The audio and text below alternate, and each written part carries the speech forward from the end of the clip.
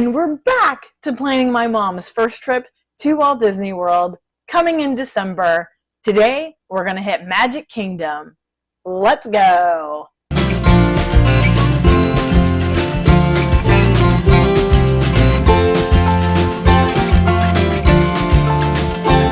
Hi friends, this is Laura Krumzak with the Disney Slowdown, and we are back to our regularly scheduled program, planning my mom's first trip to Disney World. That is happening in just a couple of months. We are bringing her in December. So far, I've shown you my Google Spreadsheet, which I like a good spreadsheet, and I have it in the description box below. There's a link, so if you are wanting to plan your first trip to Disney, or maybe you haven't been in a while, you feel free to use that. Go ahead and grab that Google Spreadsheet. I will send it right over to you when you request it. Well, okay.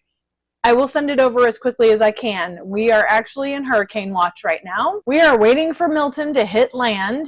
My trip to the Midwest was canceled because I was going this week, and the flight was canceled on Sunday night. So we've just been preparing for hurricane weather that's going to happen probably in the next couple of days. So we might as well focus on something else positive, right? But yes, go ahead and grab that Google Spreadsheet if you would like help planning. And if you have not seen us plan my mom's trip yet, we have already covered Animal Kingdom and Epcot. I will link that playlist for you right here, so you can go ahead and watch those as well, and then you can follow along. Whenever you're planning a trip to Walt Disney World and there are extra events where the parks are going to close early, you definitely want to get that planned out. Thankfully, my mom is getting a hopper ticket. This is one of the times where I would highly recommend getting a hopper, because as you can see, our trip is going to be December 13th through the 18th, and 3 of those park days, the parks are closing early. Magic Kingdom 2 of those days, and Hollywood Studios 1 of those days, for the special Christmas parties, which we are not getting tickets to.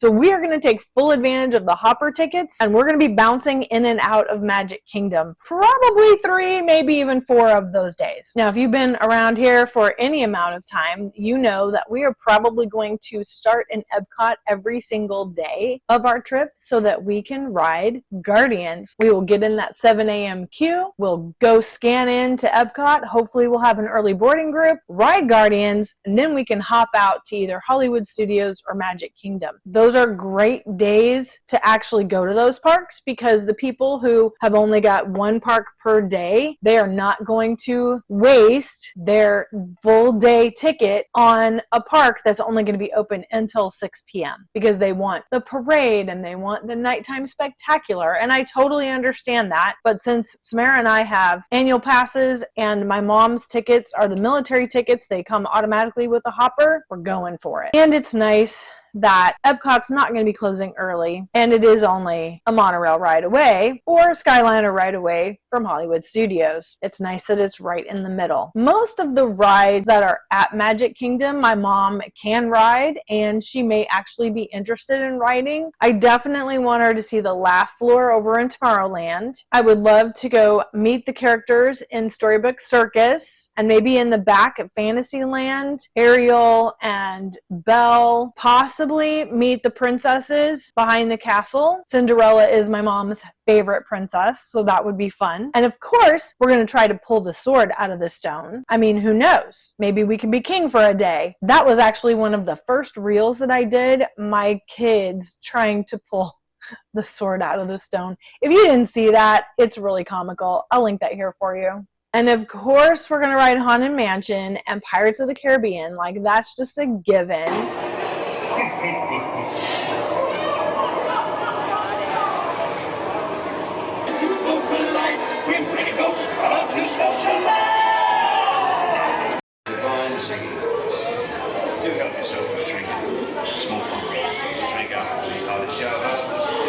We are also going to ride the Jingle Cruise. Yes, Jungle Cruise is closed down right now because they are retheming it, probably doing a few updates, but it turns into a punny, full of dad joke, Christmas-themed boat ride, and you just have to. Because we're not going to be hitting this park for rope drop, we're just going to have to get to the park, get scanned in, and then figure out where we want to go based on crowds. It's probably a better idea to head toward Adventureland and Frontierland. Jingle Cruise is probably going to have the longest wait besides Seven Dwarfs Mine Train, which I still believe that my mom could ride Seven Dwarfs Mine Train, and I think she would love it. It's not jarring. The cars sit up and they rock and move with the movement, so you're not getting jerked around. It's a great first roller coaster. It's a lot of fun, and you don't get beat up. Space Mountain, there's no way in the world we're riding that.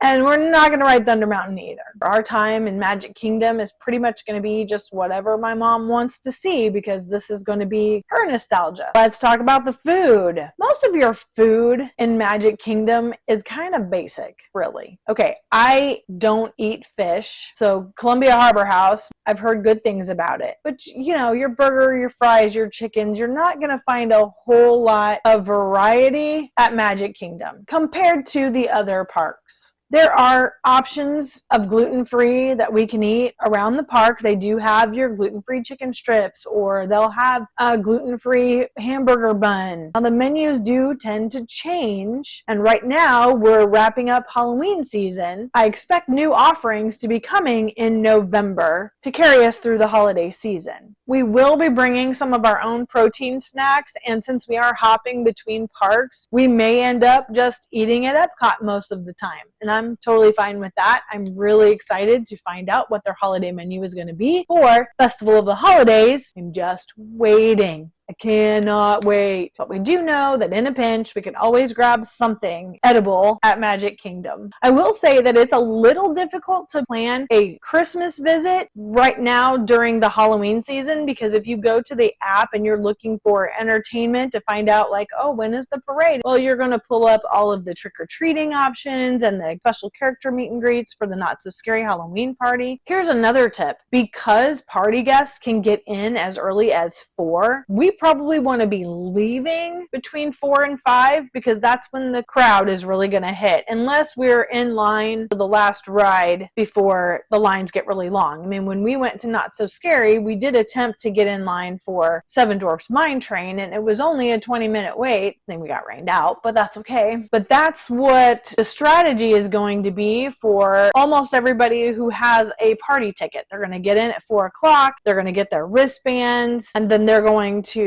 go get in line for rides, because they also know that a lot of people are not spending their one-day ticket there. Annual pass holders and people with hoppers will be there, but it typically is going to be lower crowds. But between that 4 o'clock and 6 o'clock, that's going to be your busiest time. We will just have to wait and see when the entertainment is scheduled as far as that last parade. I will just have to wait a few weeks until everything changes over for Christmas. Then we'll be able to plan more of our entertainment and see, okay, maybe on this day we stay and we watch the last parade that might happen at 5 o'clock, and then we hightail it out. We also know that one of our evenings where the party is not happening, we're going to have to hop over to Magic Kingdom fireworks. But again, we're going to have to wait to see what the park hours are and when those are actually happening and where we are at. So there's still some planning pieces that have to be put in place. This is not totally set in stone. What do you prioritize at Magic Kingdom? What are your favorite things to do? I would love to know in the comments. Pictures. I've already said this. We are going to get so many photo pass pictures. Every time we see a cast member in a green shirt,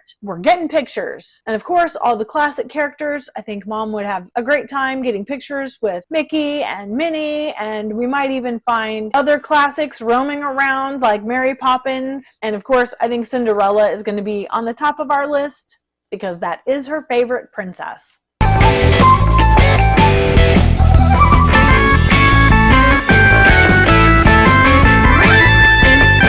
If you're finding this video helpful, would you please like it? subscribe to my channel, and hit that notification bell so you know when I load another video. And also, if you would do me a favor and send this video to a friend or 2 or 10, I would love to just get the word out. I am here to help you plan. My channel is mostly going to be for new people coming to Disney World, people who are frugal and want to pinch a few pennies but still have a great trip, or maybe people who have been to Disney World in the past but it's been a while, right? I'm here for you. Do you have any questions for me? Is there anything that you would like to know about Magic Kingdom or any of the parks? I would love to help you out. Also, do you have any suggestions for future videos? I'd love to know what it is you want to know about. Thanks for tuning in with me. Thanks for your questions and comments. I really look forward to interacting with you, and we'll see you on my next video.